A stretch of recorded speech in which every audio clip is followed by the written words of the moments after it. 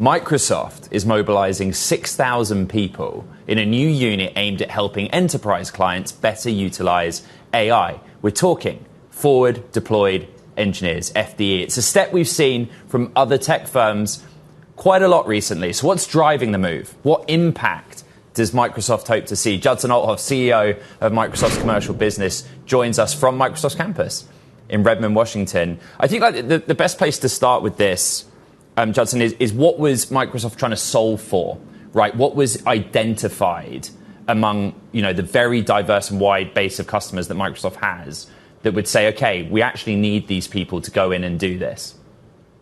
Well, thanks, Ed, for taking the time today. I appreciate it. We're really excited about the launch of Microsoft Frontier Company. The aim of the business is really to help customers drive frontier transformation across their businesses. It's about their outcomes, about them getting value out of AI while having intelligence compound within their organization so that they're taking control of the outcomes that AI drives versus the other way around. So we felt it was necessary to assemble a world-class team with the right skill, the right scale, and the right platform to drive these outcomes.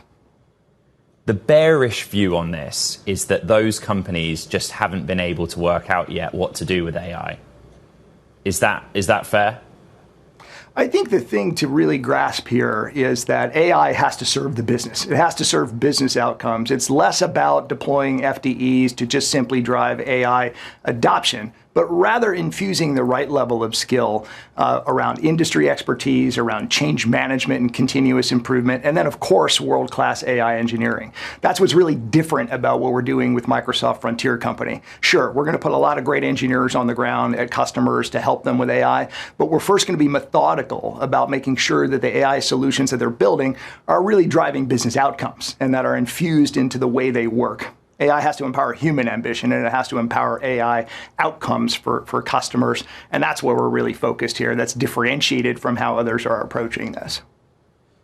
That different from how others are approaching this is really interesting. Like, I talk to a lot of FDEs, all kinds of companies, that they would probably point out, right, that there is a distinction between forward deployed engineer, the noun, and forward deployed engineering, the verb, right? What the actual outcome Microsoft's trying to affect is. So I think that the question I have for you, Judson, is how much is this a go-to-market enablement and strategy for you guys, or is it a way for you to build out a product, a specific Microsoft product? It's a great question. I'm really glad that you asked that because it's super important to understand how customers get value out of these types of investments and, frankly, what's left behind. We're really, really focused on our customers' intelligence and their outcomes. So every bit of work that we do at the face of the customer is going to be about compounding their intelligence and their unique value. So any IP that's built, any data and semantic context that's derived, the evaluation thinking, all of that belongs to the customer at the end of the engagement, which is fairly differentiated here.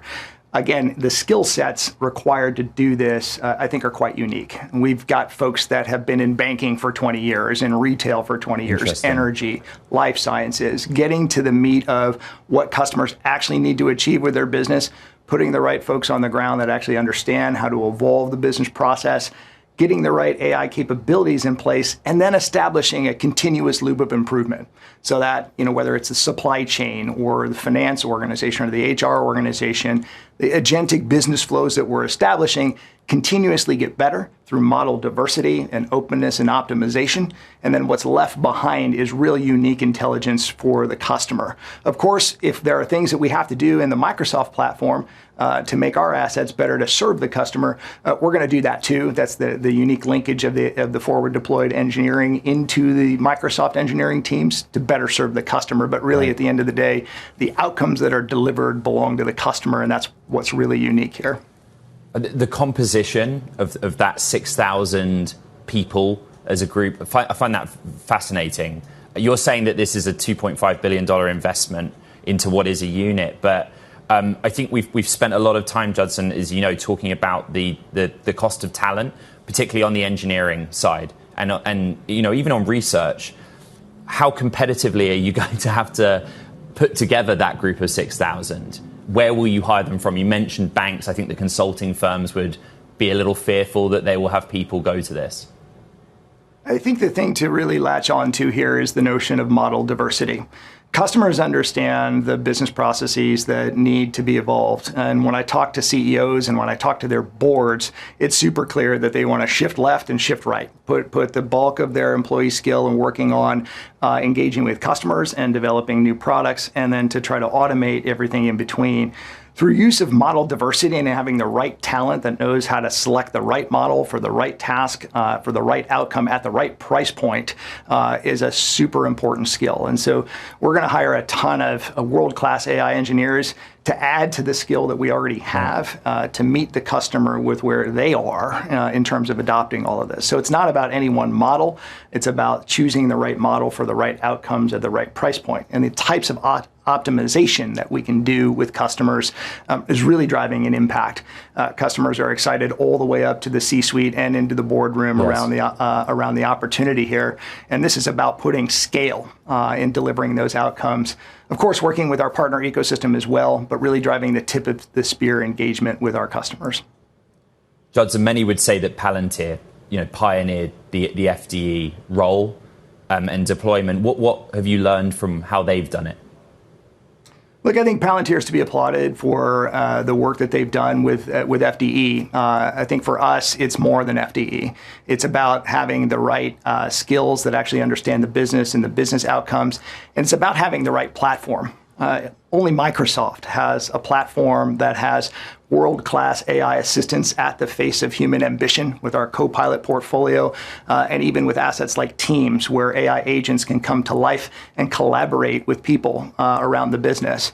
We have a unique IQ platform that's model diverse. We support over 11,000 models so that you can start with a frontier model, optimize it, maybe use an open source model, fine tune it, get it down to the right outcome at the right price point to avoid the cost explosion around token yield.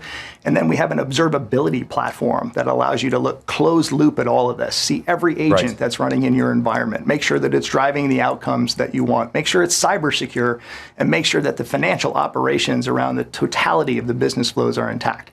So Palantir has done a great job with FDE, but again, that's only one part of the equation. You have to have this left to right platform that allows AI to empower human ambition and do it in a model diverse, open, and heterogeneous way across every layer of the stack.